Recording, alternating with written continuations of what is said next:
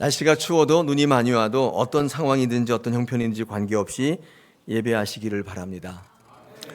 그런 예배가 되기를 금년에는 간절히 소망합니다. 저희 교회는 적은 교회지만 작은 교회 되지 않기를 바랍니다. 무슨 말씀인지 아시죠? 숫자가 적지만 작습니다. 적은 것과 작은 것은 다르죠. 우리는 그런 목표를 가지고 하나님 마음에 합당하고 하나님 되기 위해서 올해도 달려가겠습니다. 여러분도 같이 달려가면 좋겠습니다. 그 세우신 표대를 향하여, 부르신 상을 향하여 달려가시는 저와 여러분 되기를 원합니다. 2024년도 교회 표어가 오직 성령으로입니다. 앞에 보시면 정해져 있습니다. 왜 올해 표어가 오직 성령인가? 누가 저에게 물으신다면 왜 모든 성도들이 이 표어를 붙잡고 우리의 선언으로 삼아야 하는가 물으신다면 오늘 이 말씀으로 설명을 좀 드리고자 합니다. 이 표어를 제게 주신 것은 작년 한 10월쯤 됐는데 제 목회의 시기 가운데 가장 어려운 시기가 아니었는가. 다사랑교회 부임하고 난 다음에 그렇게 힘든 시기는 없었습니다. 주변에 보고 듣는 것들이 굉장히 영향이 있었던 것 같아요. 저도 별 수 없는 인간이구나 그런 생각을 하고, 또 우리 교회 내에서 또 우리 교회 바깥에서 제가 여러 가지 일들을 하면서 보고 듣는 것들이 굉장히 많이 힘들게 하고 영적인 침체를 가져오게 했습니다. 그때 하나님께서 기도할 때 주시는 말씀이 고린도전서 2장에 있는 이 말씀인데, 제가 이 말씀을 통해서 하나님께서 제게 성령을 붙들라는 메시지를 받게 되었습니다. 뿐만 아니라 이 말씀을 통해서 우리 다사랑의 모든 성도들에게도 선포되는 말씀이라고 생각했습니다. 왜냐하면 제가 영적으로 침체되는데 여러분이 영적으로 상승할 리가 없어요. 그렇지 않나요? 제가 영적으로 바닥을 기고 있는데 여러분이 영적으로 막 시너지가 나고 상승하겠습니까? 그렇지 않죠.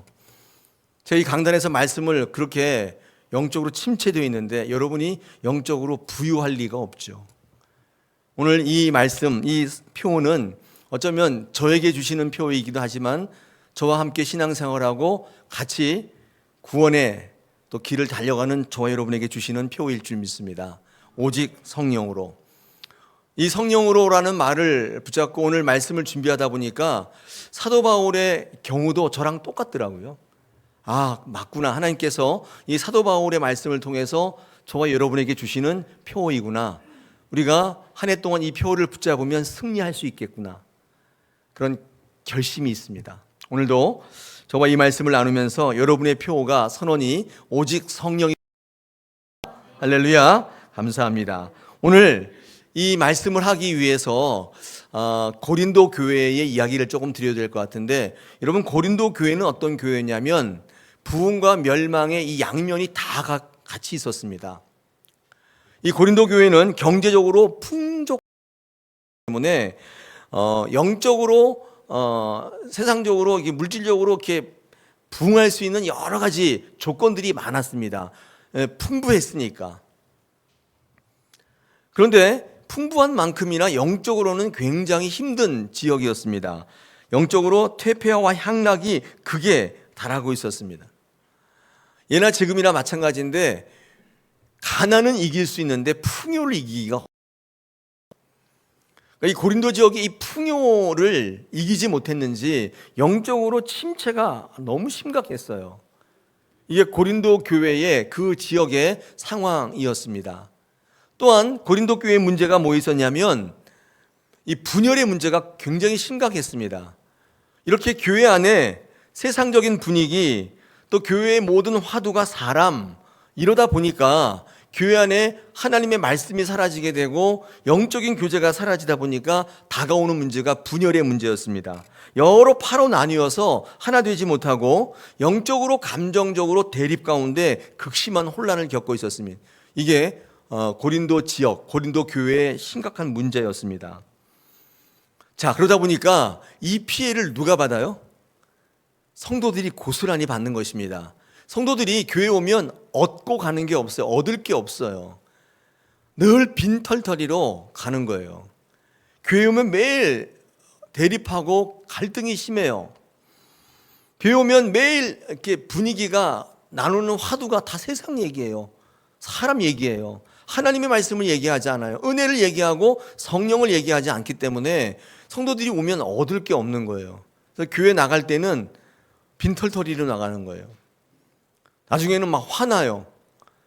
그럴 때 화가 나거든요. 분노가 일고 그래서 교회 오지 않는 겁니다. 교회 오고 싶지가 않는 거예요. 얻는 게 없는데 어떻게 교회 와요? 이런 문제를 가지고 있는 고린도 교회에 사도 바울이 어떻게 하는가의 문제인데, 오늘 9절에 보시면 오늘 본문의 시작에 이렇게 이야기하고 있습니다.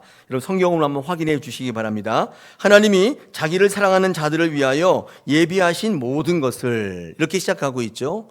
이 말씀이 뭐냐면 하나님께서는요, 성도들에게 부어주시고자 신령한 것들을 예비해 놓고 계신다는 거예요. 그런데 성도들이 그것을 보고 듣고 심령으로 얻지를 못하는 거예요. 그런 상황이라는 겁니다, 지금. 왜냐하면 하나님이 준비하시고 예비하신 신령한 것들은 오늘 성경 말씀에 우리 9절 하반절에 눈으로 보지 못하고 귀로 듣는 것이 아니고 마음으로 이렇게 받을 수 있는 게 아니라고 말씀하고 있습니다. 사람의 지혜로는, 사람의 것으로는 알 수 없는 거래요. 근데 고린도 교회의 분위기가 지금 이런 분위기다 보니까 성도들이 얻을 수 있는 게 없는 거예요. 여러분, 하나님이 예비하신 가장 신령한 게 뭐겠어요? 그거는 예수 그리스도인 것입니다. 이거를 알지 못하는 거예요. 사람의 지혜를 가지고는, 사람의 어떤 경험 가지고는 예수님을 발견하기는 어려워요. 오늘 성경 말씀에 뭐라고 되어 있냐면 이렇게 되어 있습니다. 8절에 보니까 그 윗절입니다. 그런 지혜 가지고는 가장 신령하고 가장 보배로운 예수 그리스도를 십자가에 못 박을 뿐이다. 사람의 지혜를 가지고는 주님께서 우리에게 주시고자 하는 신령한 것을 받아 누리기가 어려운 거예요. 하나님의 지혜가 아니고서는 하나님이 준비하신 신령한 것을 누리기가 어렵다고 얘기합니다. 세상의 통치자라도, 아무리 지혜가 있는 통치자, 유역자라고 한다 할지라도, 그 지혜가 소문난 사람이라 할지라도 하나님의 지혜를 본 사람이 없다고 얘기합니다. 세상의 지혜가 있다 할지라도 하나님의 지혜를 가져본 사람이 없는 거예요. 여러분, 그렇다면 이 하나님의 지혜는 오직 성령으로 우리에게 보여주시는 것입니다. 오늘 10절 한번 보겠습니다. 2장 10절에 오직 하나님이 성령으로 이것을 우리에게 보이셨으니 성령은 모든 것 곧 하나님의 깊은 것까지도 성령이 임할 때 하나님 우리에게 예비하고 준비하신 신령한 것들을 보기 시작하는 거예요. 누리기 시작하는 거예요. 성령이 임하지 않으면 누릴 수 없는 거예요. 하나님이 예비한 좋은 것들이 없어요. 그러다 보니까 깜깜교회, 텅텅 빈 교회가 되는 거예요. 특별히 이 고린도 지역은 자기의 것, 세상의 것을 의지할 수 있는 많은 환경들이 있었습니다. 아까 제가 말씀드린 것처럼 풍요로운 도시라고 그랬잖아요. 항구 도시였는데 많은 사람들이 왔다 갔다 해요. 그러다 보니까 어떤 사람들이 많냐면 길거리 철학자들이 굉장히 많았습니다. 길거리 철학자들은 어떤 사람이냐면 자기의 주장이나 자기의 어떤 사상을 뛰어난 언변을 통해서 설득하는 사람들입니다. 그래서 사람들이 많이 모이면 돈을 걷어서 먹고 사는 사람들이에요. 이런 사람들이 많이 길거리에 있었기 때문에 그런 것에 현혹되고 그런 것에 넘어갈 수 있는 많은 환경적인 조건이 있었습니다. 고린도 교회에 많은 사람들이 어떻게 생각했냐면 이렇게 생각했더라는 거예요. 이 구원의 능력, 교회 안에서도 이 구원의 능력, 회심의 능력이 이 말에 있구나, 이렇게 생각하더라는 것입니다. 여러분, 이것은 사도 바울도 사실은 예외는 아니었습니다. 이 사도 바울, 이 고린도 전서가 사도 바울의 초기 서신이거든요. 이 사도 바울의 초기의 생각은 어떤 생각이었냐면 자기의 어떤 뛰어난 언변이나 지식이나 환경을 가지고 충분히 전도하고 선교할 수 있다고 생각했던 사람인 것 같습니다. 왜냐하면 이 고린도 교회에 오기 전에 있었던 도시가 아덴입니다. 아테네. 이 아테네에서 이 사도 바울은 큰 실패를 경험하게 돼요. 큰 실패를 경험하게 되는데 어떻게 실패를 경험하느냐? 우리 한번 성경을 한번 보겠습니다. 우리 사도행전 7장으로 한번 가보겠습니다. 17장으로 한번 가보겠습니다. 그 17장에 가보면 거기에 17절하고 16절 17절을 제가 한번 읽어보겠습니다. 이 아덴에서 사도 바울이 어떻게 사역했느냐, 고린도 교회 오기 전이에요. 바울이 아덴에서 그들을 기다리다가 그 성에 우상이 가득한 것을 보고 마음에 격분하여, 17절, 회당에서는 유대인과 경건한 사람들과 또 장터에서는 날마다 만나는 사람과 기도했습니다. 이 사도 바울이 아덴에 딱 가니까 우상 숭배가 굉장히 만연한 거예요. 아니, 그래가지고 격분했어요. 그래서 이 사람들 봐라, 내가 내 뛰어난 언변으로 내 신학으로 한번 그들을 설득해 보겠다. 날마다 변론했대요. 32절 보겠습니다. 그렇게 열심히 변론을 했는데 그 결과가 뭐예요? 그들이 죽은 자의 부활을 듣고 어떤 사람은 조롱도 하고 어떤 사람은 이 일에 대하여 내 말을 다시 듣지 않겠다, 다시 듣겠다, 이렇게 한다는 거예요. 그러니까 이게 말씀을 전했는데 사람들이 듣지를 않는 거예요. 이 사도 바울은 이 아덴에서 큰 경험을 하게 됐는데 이 말로, 언변으로 이 길거리 철학자들처럼 그렇게 하면 되는 줄 알았던 거예요. 이 초기의 사도 바울의 모습이에요. 고린도 전서 4장 20절에 그 이후에 이제 고린도 교회를 개척하면서 이 사도 바울은 개척의 원리, 원칙이 바뀌었어요. 고린도전서 4장 20절, 하나님의 나라는 말에 있지 아니하고 오직 능력에 있음이라. 아까 아덴에서의 그의 생각과 지금 많이 달라졌죠. 오늘 이 사도 바울이 고린도 교회를 개척하면서 이 원칙이 바뀌고 있는 것, 사실을 우리는 볼 수가 있습니다. 그는 말에 있다고 생각했고, 자기의 언변에 있다고 생각했고, 자기의 의지에 있다고 생각했고, 자기 경험에 있다고 생각했고, 그래서 하나님의 교회를 세우고 사람들을 주께로 인도할 수 있다고 생각했는데, 사람의 논리나 주장이나 생각으로는 하나님이 준비하신 것을 사람들에게 줄 수 없다는 사실을 아덴에서 크게 깨달은 거예요. 이 아덴에서의 큰 패배는 이 사도 바울이 성령에 관하여 눈뜨기 시작하는 결정적 계기가 됐어요. 그러니까 한번 망하는 것도 나쁘진 않은 것 같아요. 저도 영적인 침체를 극심하게 겪으면서 저의 어떤 모습을 보게 됐냐면, 성령을 의지하지 않고 변변치 않은 나의 것을 의지하고 주변 사람들을 보고 세상의 현상들을 보고 걱정하고 그런 저의 모습이 있다는 사실을 알게 되었어요. 그러니 여지없이 침체가 와요. 설교 준비하는데 그렇게 힘들 수가 없어요. 이 자리에 서는 게 정말 처음으로 두려워졌어요. 너무 부담이 돼요. 그걸 알게 된 거예요. 저는 제 경력이, 제 경험이 하는 줄 알았어요. 이 정도 설교했으면 그냥 누워서도 할 수 있을 것 같죠. 그렇지 않아요. 너무 힘들어요. 성령께서 통치하시고 성령께서 다스리시고 오직 성령의 이 캐치프레이즈가 없어지는 순간 극심한 침체를 겪게 되는 것입니다. 아마 사도 바울도 이 아덴에서의 실패를 통해서 하나님께서 성령의 눈을 허락해 주시고 성령이 통치하시게 하시고, 그래서 자기 언변이나 말에 있지 않고 하나님의 나라가, 구원이 십자가에 있다는 사실을 알게 하시는 것입니다. 오직 십자가에 있게 하시겠다, 하나님께서 그에게 말씀하시는 거죠. 여러분, 그래서 사도 바울은요, 우리 2장 1절에 한번 가보면, 오늘 고린도전서 2장 1절로 올라가 보시면 이 아덴에서 와가지고 고린도 교회를 개척하면서 당시를 회고할 때, 그때 이 아덴에서의 경험을 통해서 그의 원리 원칙이 바뀌고 있는 사실을 우리는 보게 됩니다. 우리 1절과 2절을 다 함께 한 목소리로 한번 읽어보겠습니다. 고린도전서 2장 1절 2절입니다. 준비 시작. 형제들아, 내가 너희에게 나아가 하나님의 증거를 전할 때에 말과 지혜의 아름다운 것으로 아니하였나니 내가 너희 중에서 예수 그리스도와 그의 십자가에 못 박힌 것 외에는 아무것도 알지 아니하기로 작정하였습니다. 아멘. 예전과는 좀 달라졌죠?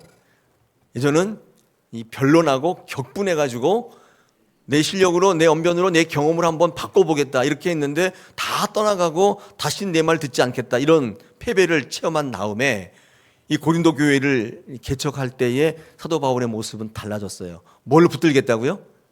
오직 십자가. 십자가에 못 박힌 것 외에는 나는 다른 것을 알지 않기로 했다. 이렇게 고백하고 있습니다. 그의 환경이 바뀌고 있는 것을 우리가 볼 수가 있습니다.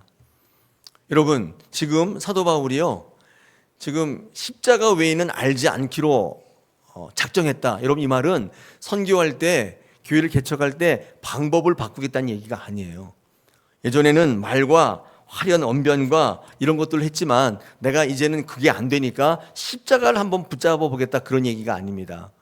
성령이 임하시면, 성령이 함께 하시니까 사도 바울이 핵심을 보게 되는 것입니다. 이게 본질을 보게 되는 거예요. 여러분, 십자가는 방법이 아니에요.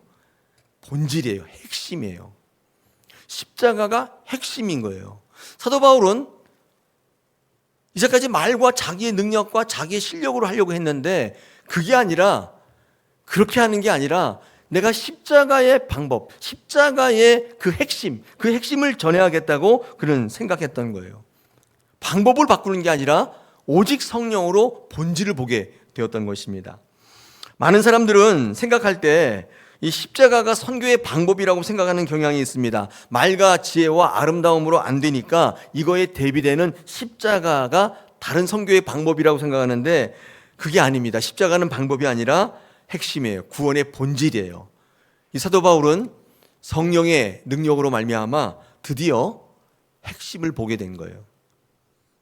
예수를 전하게 되는, 십자가를 전하게 되는 것입니다. 구원을 전하게 된 거예요. 여러분, 십자가는 우리 구원의 핵심입니다. 우리 교회의 핵심이에요. 구원의 논리에는 십자가가 전부예요. 십자가를 통해서 우리는 구원을 받기 때문에 그렇습니다. 여러분, 교회는요, 이 십자가를 전하는 곳입니다. 이 십자가를 전하지 않으면 교회가 아닙니다. 십자가를 말하지 않는데 어떻게 교회라고 말할 수가 있겠어요? 교회에서 잘 된다, 은혜를 선포하는 것도 되게 중요하지만 그것만 가지고는 절대로 교회가 될 수 없어요. 교회는 십자가를 얘기해야 돼요. 어떤 설교를 하든지 어떤 사역을 하든지 십자가로 귀결되는 것입니다. 십자가가 없으면 교회가 아니에요. 잘 되는 거, 여러분, 이것을 선포하는 게 교회는 아니죠. 왜냐하면 그건 세상에 얼마든지 들을 수 있어요. 아침에 7시에서 8시, 9시 사이에 TV를 딱 켜시면 TV 모닝쇼 나옵니다. 그죠? 거기 보면 성공한 분들 나와서 이야기해요. 거기서 얼마든지 들을 수 있어요. 여러분, 서점에 한번 가보십시오. 성공학, 처세술 넘쳐나요. 일주일마다 계속 바뀌어요. 거기서 얼마든지 만날 수 있어요. 여러분, 교회에서 성공학을 얘기하고 처세술을 얘기하는 데가 교회가 아니죠. 교회는 십자가를 얘기해야 돼요. 여러분, 사도 바울이요, 고린도 교회를 개척할 때 원리가 바뀐 거예요. 나는 말과 지혜의 아름다움 이런 걸로 안 하겠다는 거예요. 내 것으로 하지 않겠다는 거예요. 왜요? 아덴에서 철저히 경험해 본 거예요. 철저히 패배했어요. 그걸로 안 되는 거예요. 그래서 오직 성령이 아니고서는 자기는 아무것도 하지 않겠다. 이 성령을 통해서 십자가가 본질이라는 사실을 알게 된 것입니다. 그리고 성령이 임하지 않으면, 오직 성령이 아니면 어떤 현상이 있냐면요, 비본질적인 것에 목숨을 걸어요.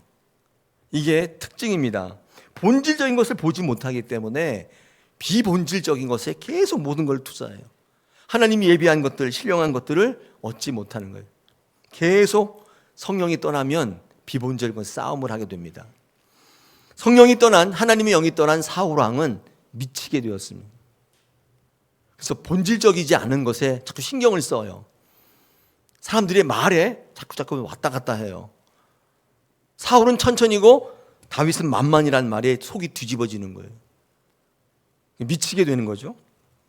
성령이 떠나면 본질이 없어지게 되는 거예요.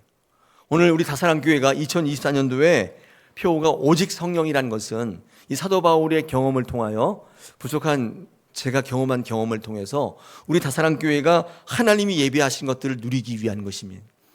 성령이 임하지 않고는, 성령을 의지하지 않고는, 하나님의 지혜이신 성령을 붙잡지 않고는 하나님이 예비하신 것들을 누릴 수가 없어요. 오늘도 돌아가실 때 아무것도 없이 돌아가요. 아, 오늘 괜히 왔다 이거. 오늘 이게 뭐야? 이런 신앙을 할 수밖에 없다는 사실입니다. 자, 그렇다면 하나님의 지혜이신 이 성령을 우리가 어떻게 오직 성령을 누릴 수 있을까? 여러분, 문제는 뭐냐면 이게 숨겨져 있다고 성경은 말씀합니다.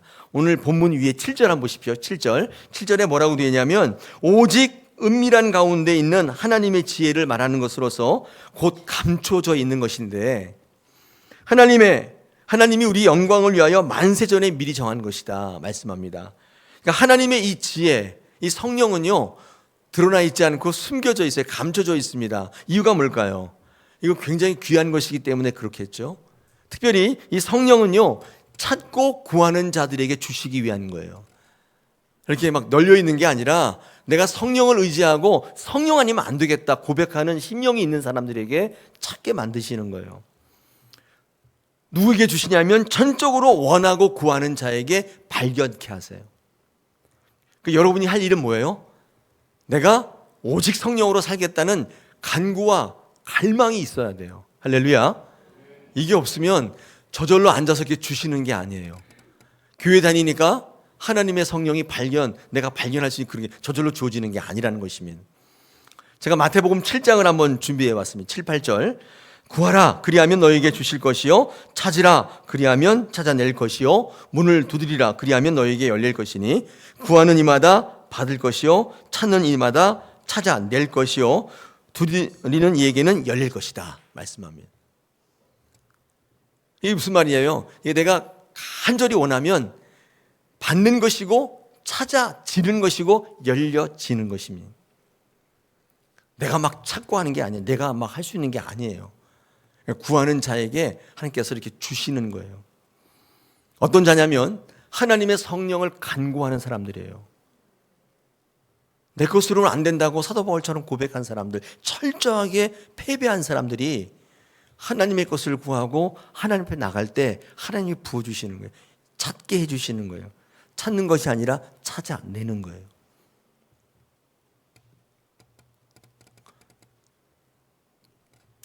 그래서 하나님의 지혜가 나의 인생의 우선이고 나의 것은 그 다음이고 이렇게 우선순위가 확실하게 설정된 분들이 오직 성령의 이 관점을 얻게 돼요. 그때 하나님께서 그의 인생 가운데 개입하시기 시작하고 그를 통해서 만들어내시는 역사예요. 우리 다사랑교회는 올 2024년도에는 그런 하나님의 역사가 있기를 소원합니다. 여러분이 잘해서 내가 잘했기 때문에 이렇게 됐다 이렇게 고백하지 마시고 오직 성령께서 나를 인도하셨어요. 이렇게 고백하는 분들이 많아지시기를 축복합니다. 그래서 오늘 사도 바울이 이 고린도전서를 통해서 여러분에게 전하는 자신의 실패담을 통해서 그가 어떤 인생을 살고 어떤 사역을 했는지를 우리에게 말씀하시는 것입니다. 그는 오직 성령으로 본질을 보게 되었던 것입니다. 우리 다사랑교회가 오직 성령의 이 능력으로 우리 교회의 신앙의 본질을 알게 되어서 그 본질에 매진하며 달려가는 귀한 교회 되기를 축복합니다. 할렐루야. 고맙습니다. 그래서 우리 다사랑교회를 통해서 많은 분들이 주께로 나오고 또 신앙생활을 통해서 하나님을 발견하게 되고 그 기쁨과 그 환희가 넘쳐서 모든 것들을 다 뒤엎는 반전과 역전과 전화위복이 일어나는, 그래서 우리의 삶의 모든 악한 부분들, 연약한 부분들이 오히려 가장 강하고 가장 부흥의 요소가 돼버리는 그런 한 해가 되시기를 축복합니다. 우리 교회의 신앙의 목적은 예수여야 하는 것입니다. 하나님께서 오늘도 우리에게 그것을 주문하고 계시는 것이죠. 예수님께서 전도할 때 제자들을 파송하지 않습니까? 그때 다음과 같이 이야기한 부분이 있습니다. 누가복음, 마가복음 6장을 한번 제가 읽어보겠습니다. 12제자들을 전도할 때 파송할 때 무슨 말씀을 하시는지 한번 읽어보겠습니다. 12제자를 부르사 둘씩 보내며 더러운 귀신을 제어하는 권능을 주시고 명하시되 여행을 위하여 지팡이 외에는 양식이나 배낭이나 전대의 돈이나 아무것도 가지지 말며 신만 신고 두벌옷도 입지 말라 하시고 또 이르시되 어디서든지 누구의 집에 들어가거든 그곳을 떠나기까지 거기 유하라. 어느 곳에서든지 너희를 영접하지 아니하고 너희 말을 듣지도 아니하거든 거기서 나갈 때 발 아래 먼지를 떨어버려 그들에게 증거를 삼으라 하시니 이렇게 말씀합니다. 여러분 되게 비효율적이지 않아요? 전도하는데 뭐 아무것도 가져가면 안 가져가면 어떻게 전도하죠? 물질도 갖고 가고 사람들도 같이 가고 필요한 것들도 챙기고 장비도 챙기고 그래야 되잖아요. 근데 오늘 이 말씀을 보면 예수님께서 제자들에게 전도하러 파송하실 때 아무것도 가져가지 말라. 신발도 뭐 아무것도 가져가지 말라. 이게 뭐 전도하라는 거야 말라는 거예요? 그렇죠. 너무 비효율적이잖아요. 저도 그렇게 생각했습니다. 근데 여러분 전도의 핵심은 이 방법의 문제가 아니에요. 전도의 핵심은 예수예요. 그러니까 이 말씀을 그렇게 보셔야 돼요. 만약에 저처럼 이거 굉장히 비효율적인데 이렇게 본 분들은 전도를 지금 방법으로 보고 계셔서 그래요. 전도는 핵심은 예수님입니다. 그래서 지금 얼마나 돈이 있느냐, 얼마나 장비가 있느냐, 환경과 조건이 얼마나 구비되어 있느냐 이런 문제가 아니라 우리가 살펴야 되는 것은 예수예요. 그러니까 아무것도 가져가지 말라는 그런 말의 목적은 예수가 부각되고 예수를 의지하게 되고 예수를 전하기 위한 거예요. 그렇죠. 근데 장비 신경 쓰고 돈 신경 쓰고 사람 신경 쓰면 이게 전도가 방법의 문제가 돼요. 예수님은 사라지게 돼요. 계속 그걸 얘기하게 돼요. 성령이 없으면 계속 거기에 초점을 맞추게 돼요. 예수는 사라져요. 저는 우리 교회가 그러지 않았으면 좋겠어요. 우리 교회는 본질이 예수예요. 예수님을 얘기하고 성령을 얘기하는 교회여야 돼요. 방법을 이런 교회가 아니에요. 만약에 그렇게 성령께서 통치하시는 교회가 된다면 그 교회가 큰 교회예요. 큰 교회. 숫자가 적은 교회에 있을 수는 있지만 숫자가 많다고 다 큰 교회는 아니에요. 큰 교회는 바로 그런 교회. 성령이 통치하시고 오직 성령으로 어떤 일을 통해서 하나님을 만나려고 하는 분들이 속출하는 교회. 그 교회가 큰 교회입니다. 저는 사도 바울을 보면서 이해되지 않았던 부분이 하나 있는데 이 사도 바울이 이 집안이 빵빵했잖아요. 바리새인 중에 바리새인이었고 또 유력한 집안이었기 때문에 물질도 많았을 거예요. 근데 사도 바울은 대표적인 자비량 선교사였어요. 왜 그랬을까요? 왜 아빠 찬스, 집안 찬스 쓰지 않았을까요? 왜 이 굳이 어려운 길을 선택했을까요? 왜 그랬을까요? 네. 그의 오직 성령의 관점을 통해서 그 중심이 예수란 사실을 알게 되었던 거예요. 그 모든 것들을 배설물처럼 버렸어요. 그리고 자신의 사역 가운데 자신의 능력이나 말이나 언변이나 경험이나 이런 게 아니라 예수가 온전히 서기를 원했던 거예요. 다 거절했어요. 우리가 볼 땐 되게 어리석잖아요. 아니 그런 걸 가져야 전도하지.